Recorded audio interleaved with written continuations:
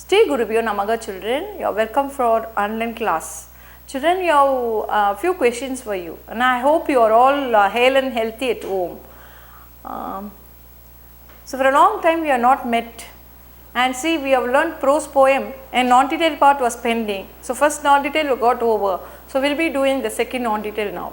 Okay children, you know this story called The Life of Pi. So it's a person and we are going to see the life of him. What is his life? Now everybody has a life when they have achieved something, and when they achieve something there will be a interview and everybody will be asking how you made a successful. So here in this supplementary also, as he was a successful person. Now how many of you will travel or sail with a tiger children? Okay. You can go with a cat, you can go with a dog, or you can sail in a boat with a goat, sheep, like that. It is possible for you to go in a ship or sail in a lifeboat with the tiger. Yeah. So it is a great achievement, isn't it? Yeah, the person also made that achievement. And he is narrating his experience. Let us see what is that. Okay, I hope that you will be enjoying this lesson. So just think over. When a person who is just a shipwreck had been taken place and he had just luckily got a lifeboat, but what is the danger is a tiger was in that. It's clear? You just think over. You have saved your life and again you have a threat, a life threat in a lifeboat, and he was just sailing with them not 1 or 2 days. 252 days, just imagine, that's possible. So somewhat without food, water, in the hot sun, in the storm, in the rain, in the lifeboat he was sailing, and at last the tiger as well as the person survived. So that is very important children, we are going to see that in this lesson. It is clear to you? Okay. We will first see about the author. Jan Martel was born in, so Jan Martel was the author of this lesson, and Jan Martel was born in Spain to French Canadian parents. He was born to a French Canadian parents. Martel's father worked as a diplomat and a family moved to Costa Rica. So they wanted to move from Costa Rica, so they were just going France, Mexico and Canada during the Martel's childhood. So Martel's childhood they changed different places called Costa Rica, France, Mexico, Canada during his childhood. He grew up speaking both French and English. So you know both French as well as English. Martel studied philosophy at Trent University in Oratie and later spent a year in India visiting religious sisters and zoos. So he had came to India in Honoratia and later spent a year in India. Here India visited many religious sisters and zoos. He went to religious sisters' house and zoos. His first 3 books received little critical or popular attention. So it was little critical and it was having a popular attention. But with the publication of Life of Pi in 2001, Martel became internationally famous and he was awarded the Man Booker Prize in 2002. So in 2001 he was wrote Life of Pi, so that has been given for our portion. We are going to see that only. And internationally famous, it became internationally famous and he was awarded the Man Booker Prize in 2002. So it is very clear children. Okay, got a prize for Life of Pi in 2001 and 2002 he got an award, Booker Prize for that. Okay, we will see the key point. Piscine or a Pi grows up in India as a son of a zookeeper. So in the story, the Piscine is the character and his name is Pi, and he was a son of a zookeeper. So he was a son of a zookeeper. He studies Hinduism, Islam and Christianity. So he studied Hinduism, Islam and Christianity. He knows all the 3 religions. Pai's father sells the zoo and the family embarks on a voyage to Canada along with the selection of animals. So his father sold his zoo and they had taken particular animals with them and they were just sailing. Due to a violent storm, the ship sinks, taking Pi's family along with it. Pi survives in the lifeboat with a zebra, an orangutan, a hyena and a tiger named Richard Parker. So here it's clear, children. So what happens to him? His family, and he was traveling with some animals, and all of a sudden there was a shipwreck because of the storm, and the ship hit somewhere and it had been wrecked. And because of that, his whole family had been lost in that sea, and he alone saved his life in a lifeboat. And when he saw that he was in the lifeboat, few animals were there: orangutan, zebra, hyena and tiger. The tiger name is Richard Parker. The hyena kills and eats the zebra and the orangutan. So hyena was just killing the zebra and the orangutan and just eating. The tiger then kills the hyena and saves Pi. So the hyena was want to kill Pi, and the tiger kills hyena and he saves the Pi from becoming the hyena's next victim. Pi survives in the lifeboat for 227 days. So here 227 days, Pi and the tiger called Richard Parker, the named Richard Parker, were just sailing in the boat for 227 days. The tiger and overcoming hunger, thirst, heat and loneliness. So the tiger felt thirsty, hungry and heat and loneliness. In the end, Pi offers another version of the events in which the animal represent a friendship, his mother and a Japanese sailor. So here he was just sailing and he was narrating his experience, how he had travelled. So it is very clear in this. Okay children, we will see. First we will see about the author.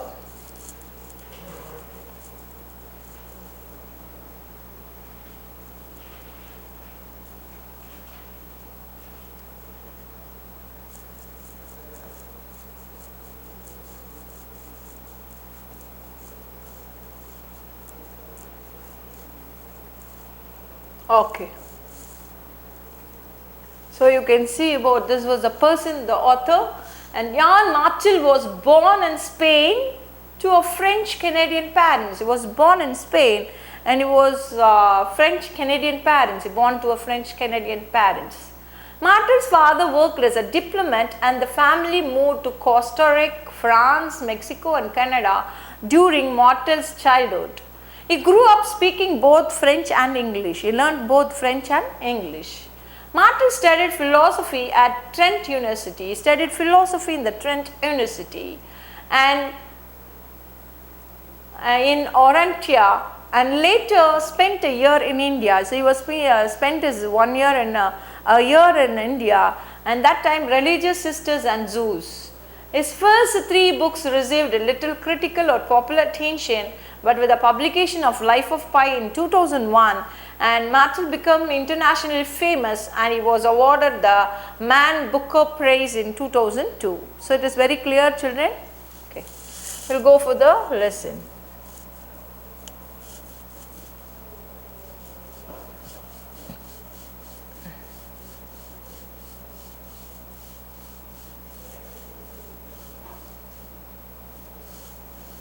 Okay.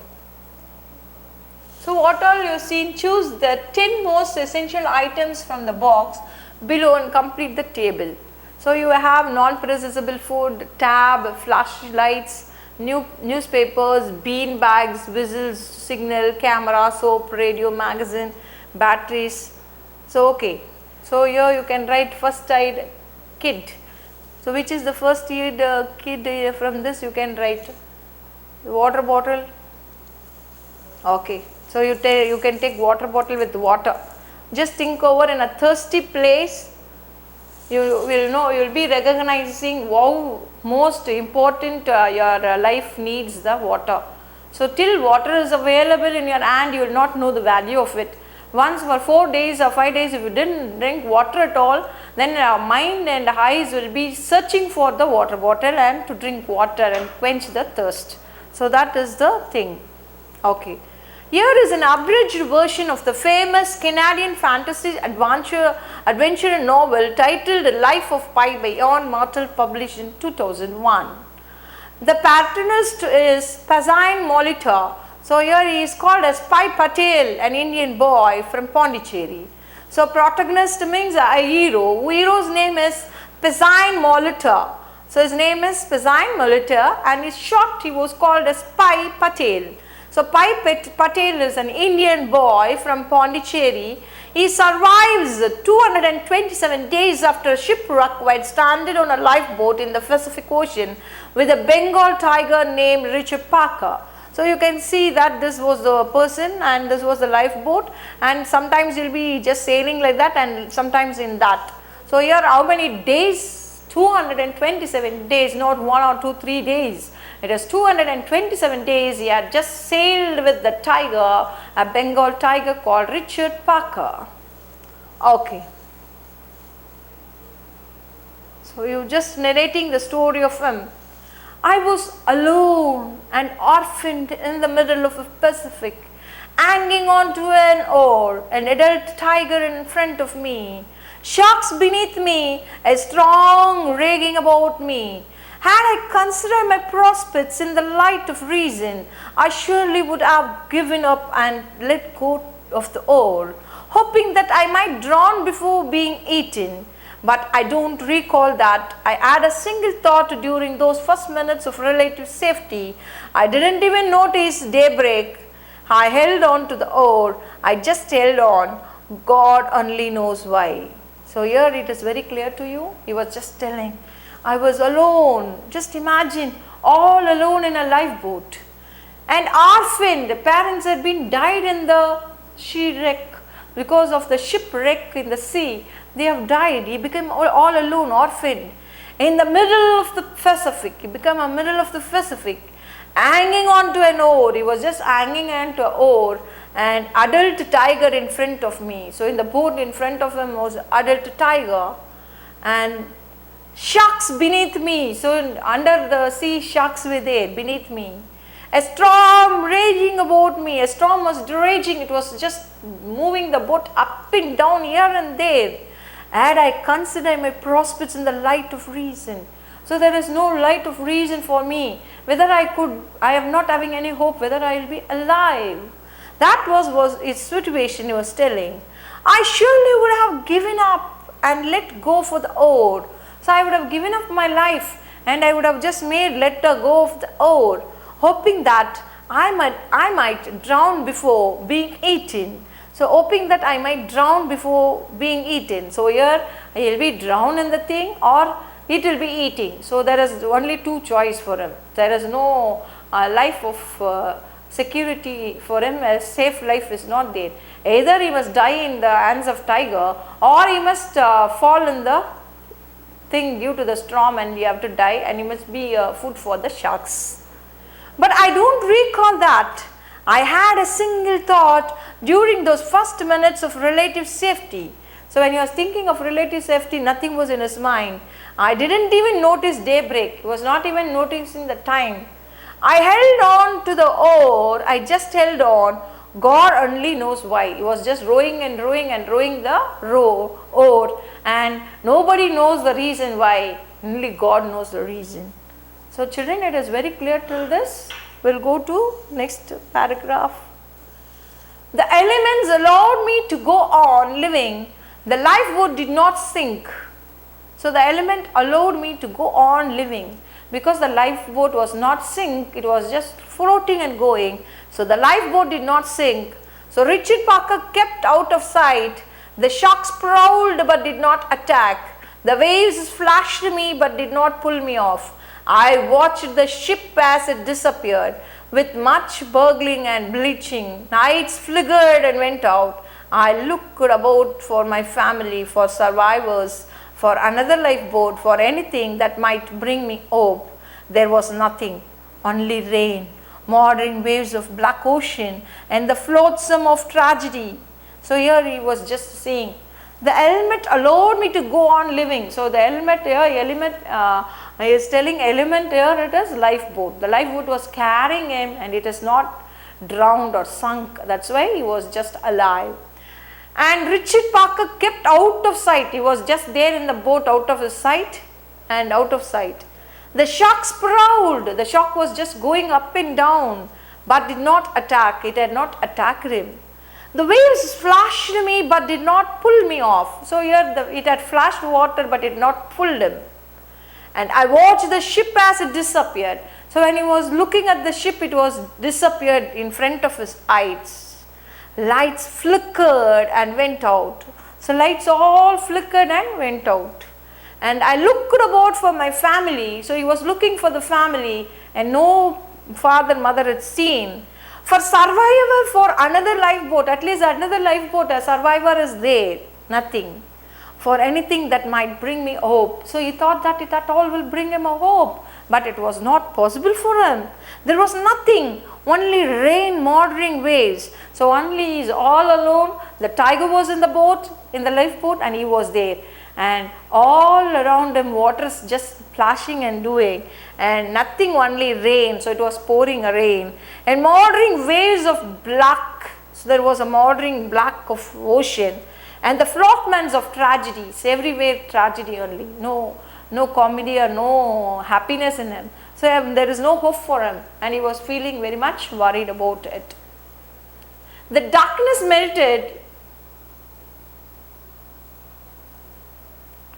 melted away from the sky. The rain stopped. I could not stay in the position I was in forever. I was cold. My neck was sore from holding up my head and from all the craning I had been doing. My back hurt from leaning against the lifeboat, and I needed to be higher up if I were to see other lifeboats. So here you just think over. He had to ride 224 days, 27 days. It is not 1 or 2 days. So for day and night when he is rowing his boat, you just imagine. So here there is only tragedy. And his neck is, he is saying that the sky is away and the rain stopped. But suddenly the rain stopped and I could not stay in the position. He was not able to be in his position. I was in forever. I was cold, my neck was sore. So he was full of wet and cold, and his neck was paining for him, was sore, more holding up my head and from all the craning I had been doing. My back hurt from leaning against the lifebuoy, and I needed to be higher up if I were to see other lifeboats. So here he wants to see another lifeboat. If he see another lifeboat, he will be hiring, he will be asking them to row and he will take rest. So that was, he was totally loneliness, mentally he is so worried, and physically he was tired and he was not having word to share. So he is telling so much. So it was the day one, it was happening like that. In the morning I could not move. I was pinned by weakness to the tarpaulin. Even thinking was exhausting. I applied myself to thinking straight, at length as slowly as a caravan of camels crossing a desert. Some thoughts came together. So here he was just the morning sailing again, and in the morning I could not move. He was having a lot of pain and tired. He was not able to move. I was pinned by the weakness to the tarpaulin. Even thinking was exhausting. So he was not able to think also. Thinking also exhausting. I applied myself to thinking straight, at length as slowly as a caravan of camels crossing a desert. Some thoughts came together. So how a camel was just crossing with a lot of burden. So he was just like that thinking, and he got some thought, not all. He was not able to even think. I thought of sustenance for the first time. I had not had a drop to drink or a bite to eat or a minute of sleep in 3 days. Finding this obvious explanation for my weakness brought me a little strength. So here I thought of sustenance for the first time. I had a drop of drink or a bite to eat or a minute of sleep in 3 days. So here 3 days he had passed. He had not drank a drop of water, and he had not tasted a food, a drop of a pinch of a food, or he was not having a sleep a minute. Just think over. If he sleeps, that's it. His life will get over. The tiger will attack him. And at the same time, he have to save his life as well as the tiger's life, the parker. So he was not having all the three. No food, no water, no sleep. For past 3 days, just imagine how tired you will be and whether a thought will come to your mind. Because of the old tiredness, you will not get anything in your mind. Richard Parker was still on board. In fact, he was directly beneath me. Incredible that such a thing should need consent to be true. But it was only after much deliberation upon assessing various mental items and points of view that I concluded that it was not a dream or a delusion or a misplaced memory or a fancy or any other such falsity, but a solid true thing witnessed while in a weakened, highly agitated state. The truth of it would be confirmed as soon as I felt well enough to investigate. How I had failed to notice for 2.5 days a 450 pounds of Bengal tiger in a lifeboat 26 feet long was a conundrum I would have to try to solve later when I had more energy. The feat surely made Richard Parker the largest stowaway, proportionally speaking, in the history of navigation. From tip of the nose to tip of the tail, it took up over a third of the length of the ship he was on. So, here 2.5 days he had not noticed that Richard Parker tiger was there in the boat. And after 2.5 days he had just noticed, and after noticing he was telling the thing correctly. So, I concluded that it was not a dream or a delusion. So, here delusion means imagination. There is no imagination and it is not a dream or it is not a misplaced memory.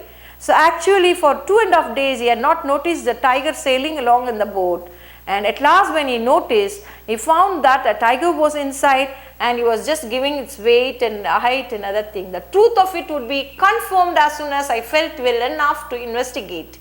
How I had failed to notice for 2.5 days. So, he was asking a question to himself, how I forgot or how I have not noticed for 2.5 hours, 2.5 days, I have not noticed anything. So, here long was a conundrum I would have to try to solve later when I add more energy. So, after I am getting more energy, I will be just solving this problem he was thinking, and I add more energy. The feat surely made Richard Parker the largest stowaway, proportionally speaking, in the history of navigation. So, in the history of navigation, professionally speaking, it is true. And from tip of the nose to tip of tail, it took up over a third of the length of the ship he was on.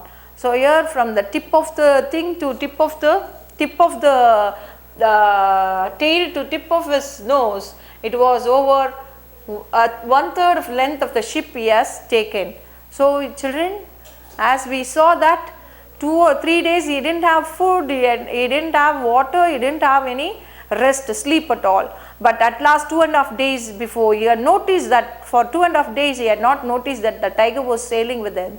And after noticing it, just think over his mindset, there is no food, water, tired, and you have to escape from the tiger too. So, this was his condition, and we will stop here and we will continue in the next class, children. So, thank you and goodbye until then.